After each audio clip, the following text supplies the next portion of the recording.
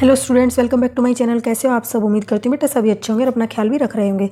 तो बेटा जैसा कि योगा प्रिपरेशन का हमारा आज कौन सी क्लास है? 4th क्लास है, ठीक है। जिसमें आज हम अपना कौन सा टॉपिक करने जाए हैं? वृक्ष आसन, जिसका दूसरा नाम है ट्री पोस्चर। तो चलिए बेटा स्टार्ट करते हैं। दिस इज बैलेंसिंग आसन। तो बेटा ये क्या है? एक बैलेंसिंग आसन है जिसमें आप अपने आप को क्या करते हो? बैलेंस करने की कोशिश करते हो। दिस संस्कृत वर्ड वृक्ष मीन्स ट्री। तो ये तो सब जानते हैं। वृक्ष क्या है बेटा? संस्कृत वर्ड है जिसका मीनिंग क्या है? ट्री। दस this is the tree posture. तो बेटा ये क्या है? जैसा आप देख रहे हो ये क्या है? ट्री पोस्चर है। ओके, ये क्या है?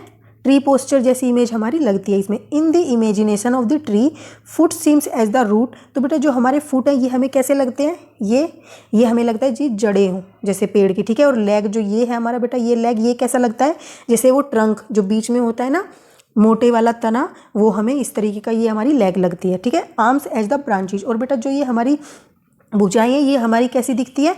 आर्म्स जैसी, ठीक, ओ लीव्स जैसी, ओके, ब्रांचेस शाखाओं जैसी। और head at the top of the tree. और बेटा जो ये हेड है ये हमें लगता है पेड़ का जो ऊपरी सिरा होता है उस तरीके का। तो ये सारी चीज़ें बेटा इस पोस्चर को एक शेप देती हैं ट्री जैसी, इसलिए हमने इसका क्या नाम रखा? मतलब कि बेटा पहले इसका क्या नाम रखा गया? ट्री पोस्चर, वृक्ष आसन, ओके। तो ये तो बेटा इसकी इंट्रोडक्शन थी कि ये कैसे कब इसका नाम पड़ा, ओके। इस पर क्वेश्चन बन सकता है, जरूर पक्का बनेगा, ओके। और इसी तरीके के आसान से क्वेश्चंस भी आएंगे और डिफिकल्ट से भी। तो आपको सभी को ही इक्वल वैल्यू देनी है, नंबर सबको इक्वली मिलेंगे हर क्वेश्चन के, चाहे वो डिफिकल्ट हो चाहे आसान हो। अब बेटा इसकी वो क्या है, परफॉर्म कैसे करते हैं इसमें? आपको सबसे पहले क्या करना होगा? सीधे खड़ा होना है, ठीक है। अपने पैरों पर सीधे खड़े हो जाना है। उसके बाद बेटा जो आपकी भुजाएं उनको साइड में करना है और सामने देखना है, ठीक है।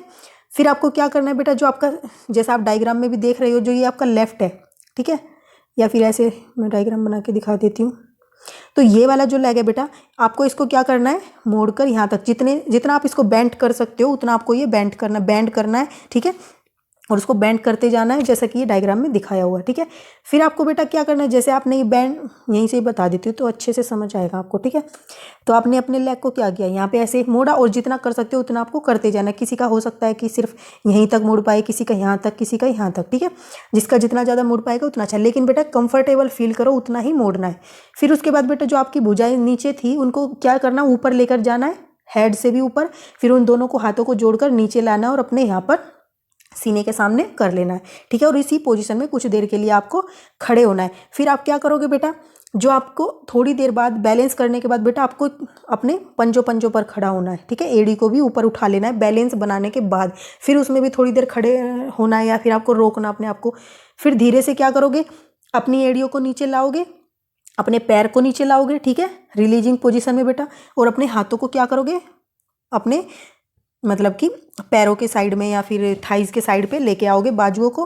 फिर आपको क्या करना है? राइट लेग को फ्लोर पर रखना है और सीधे खड़े होना है कुछ देर के लिए, एकदम से चलने नहीं लगना है, ठीक है। और फिर आप इसको क्या करोगे? अपने दूसरे पैर के साथ रिपीट कर सकते हो। एक बार आपने सीधे पैर को मोड़ा, फिर आप अपने उल्टे पैर को मोड़ सकते हो। तो इस तरीके से बेटा करना, और 10-15 सेकेंड के लिए आपको होल्ड करनी होती है ये पोजिशन, ओके। ये तो थी बेटा परफॉर्मेंस की आपको इसको कैसे करना है। अब बेटा इसमें क्या क्या ध्यान रखना और क्या क्या चीज़ें आपको करनी है। तो attention should be focused on any fix point. तो बेटा जो आपकी अटेंशन है, ध्यान है, वो एक पर्टिकुलर पॉइंट पर आपको देखना है, वहीं पर फोकस करना है। ऐसे नहीं गर्दन आपकी हिले जा रही है इधर उधर, ओके। सामने आपको देखना है, कोई भी एक पॉइंट आप डिसाइड कर सकते हो, ठीक है। उसी पर आपको होल्ड करना है अपनी आंखों को भी और सीधे बैलेंस बनाने के लिए। फिर try maintaining the balance of the body on one leg. फिर आपको बेटा क्या, सबसे पहले खड़े हो गए, ठीक है। खड़े होने के बाद आपको सामने देखना है कुछ देर के। थोड़ी देर बाद जब आप खड़े हो जाओगे, ठीक है, क्योंकि सीधे खड़े होने में भी टाइम लगता है, हिलते रहते हैं वरना, ठीक है। उसके बाद फिर आपको क्या करना? अपने एक पैर को मोड़ना है, फिर उसमें थोड़ी देर खड़े होके फिर आपको क्या करना? अपने पंजों पर खड़े होना है और हाथों को भी ऊपर करके जोड़ के ला के इस तरीके से, ठीक है। तो और डोंट क्या है बेटा इसमें क्या नहीं करना? Do not bend the body in the final posture.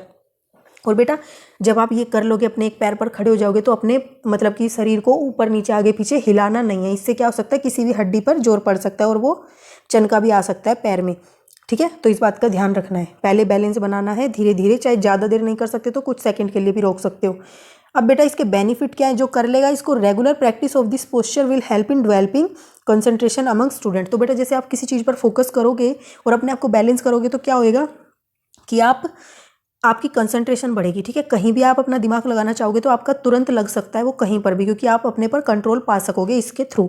फिर regular practice of the vrikshasana improve balance and coordination of body. और बेटा जब आप देखो जो डांसर्स होते हैं वो क्या करते हैं, वो अपनी बॉडी को बैलेंस करना सीख जाते हैं, क्योंकि वो क्या करते हैं, अपनी बॉडी को इतना स्ट्रेच करते हैं, कंट्रोल करते हैं, इतने इतने तरह के पोस्चर्स बनाते हैं वो कि वो क्या कर सकते हैं, अपने आप अपनी बॉडी को कंट्रोल कर सकते हैं किसी भी पोजीशन में, ठीक है। और एक कोऑर्डिनेशन आ जाता है। अब तुम करो, एक तो किसी को डांस ना है वो करे, और एक जिसको डांस प्रोफेशनली आता है उसको देखना, तो उसके जो मूवमेंट्स होंगे बेटा जैसे वो करना चाहेगा उस तरीके से करेंगे।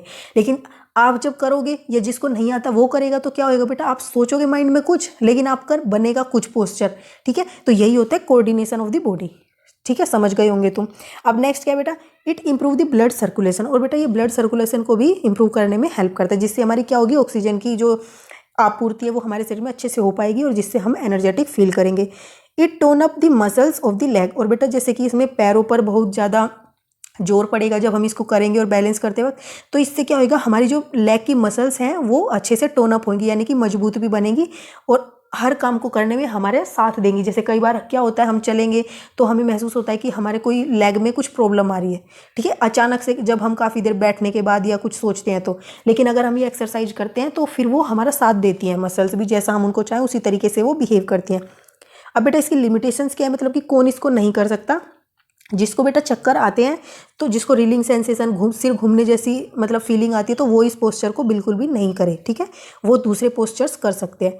तो बेटा ये तो था हमारा वृक्ष आसन के बारे में। उम्मीद करती हूँ आप सभी को अच्छे से समझ आया होगा। तो इस वीडियो में बेटा इतना ही, तब तक के लिए ऐसे ही हंसते रहिए, मुस्कुराते रहिए, पढ़ते रहिए और आगे बढ़ते रहिए। Thank you.